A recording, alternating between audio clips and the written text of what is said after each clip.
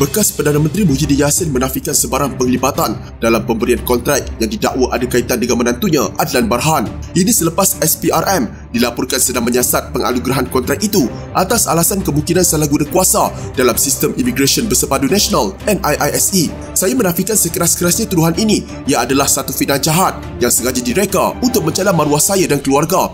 Saya sebagai Perdana Menteri pada masa itu sama sekali tidak terlibat dalam proses penganugerahan kontrak NIISE kepada Iris Corporation Berhad yang dijalankan secara tender terbuka. Proses perolehan kontrak dibuat mengikut tata cara perolehan biasa kerajaan di bawah seliaan Kementerian Keuangan dan kementerian yang berkaitan. Ia bukan berada di bawah tanggungjawab atau bidang kuasa saya sebagai Perdana Menteri pada waktu itu, kata pengerusi Perikatan Nasional itu pada satu kenyataan. Muhyiddin yang juga Presiden Bersatu berkata, tiada ahli keluarganya mempunyai hubungan dalam Iris Corporation Berhad sama ada sebagai pengarah syarikat atau pemegang saham. Saya percaya ini adalah sebahagian daripada siri tomahan jahat terhadap saya yang dilakukan oleh Kerajaan Pakatan Harapan Barisan Nasional pimpinan Anwar Ibrahim. Dakwa ahli parlimen Pagu itu memetik sumber FMT melaporkan bahawa SPRM sedang menyiasat anugerah kontrak NIISE berdasarkan bukti baru berkaitan kes yang timbul.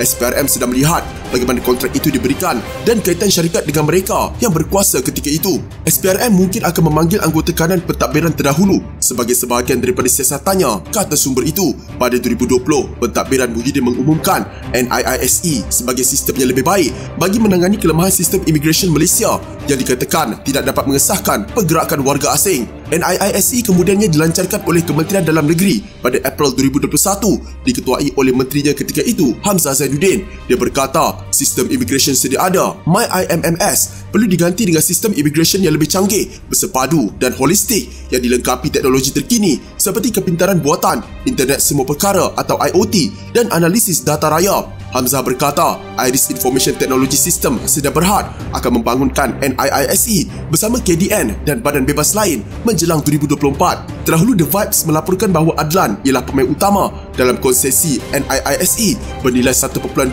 bilion ringgit melalui pautan dalam salah satu pendahulu projek itu, penyedia penyelesaian keselamatan S5 Holdings Incorporated. Bagaimanapun pengarah urusan kumpulan S5, Syed Muhammad Hafiz Jamalul Lail, menafikan pada 2021 bahawa tiada rakannya dalam politik termasuk Adlan yang terlibat dalam syarikat itu.